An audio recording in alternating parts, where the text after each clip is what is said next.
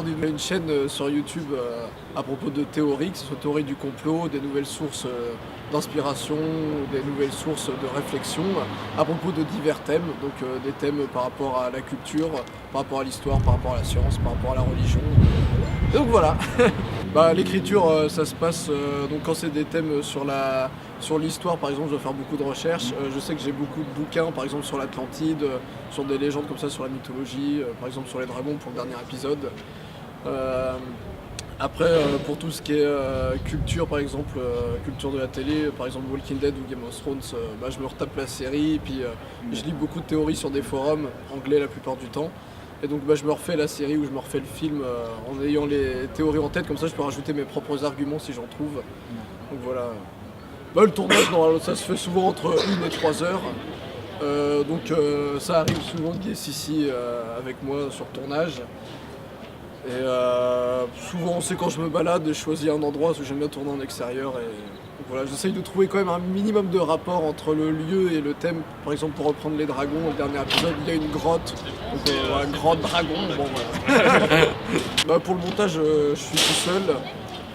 Après, j'en ai entre 10 et 15 heures en moyenne de montage par épisode.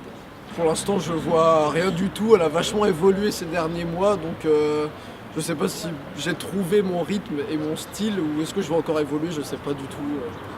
Que ce soit dans 3 mois ou 1 an, j'ai vraiment aucune idée de ce qui peut m'attendre. J'ai un gros problème avec ma communauté, c'est à la fin de Pocket Rousse, en fait c'est pour ça que j'ai arrêté Pocket Rousse, parce que j'envisageais les commentaires comme un bon lieu de débat, enrichissant et tranquille. Et en fait Pocket Rousse ça partait vraiment en live ultra vite, les gens s'engueulaient, il y avait beaucoup de glands. Et donc là 5 théories au début c'était bien, et maintenant il y a moins de débats dans les commentaires. La communauté préfère proposer des thèmes de 5 théories en ce moment. Donc je trouve les commentaires plus si intéressants que ça maintenant. Après c'est le fait qu'il y a beaucoup de gens maintenant, on est bientôt 500 000 sur la chaîne, donc il y a plus trop de place pour les gros pavés dans les commentaires et c'est assez dommage. Ma chaîne Dini Chandudoui. On peut me retrouver donc de temps en temps sur la chaîne de Sissi, de temps en temps sur la chaîne de Keke. Oui, un petit peu, il y a des vidéos qui sortent. Voilà. Ah, ça va. Sinon récemment j'étais sur la chaîne de Chris Poisson Fécond, de Romain Tea Time. J'ai fait un caméo sur la chaîne de Studio Vrac. Puis bon, c'est pas, comme je disais tout à l'heure, je sais pas où l'avenir m'emmène, mais ça se peut que je sois amené aussi à faire des caméos ou pas, on ne sait pas. Là je suis sur Facebook et Twitter.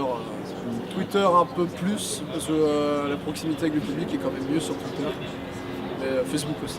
Alors à la convention, donc j'ai la Néocast dans 1 mois.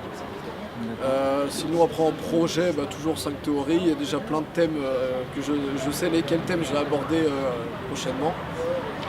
Puis non, sinon peut-être une suite à Conspirapple ou faire un autre truc de fiction bien lourd et barré.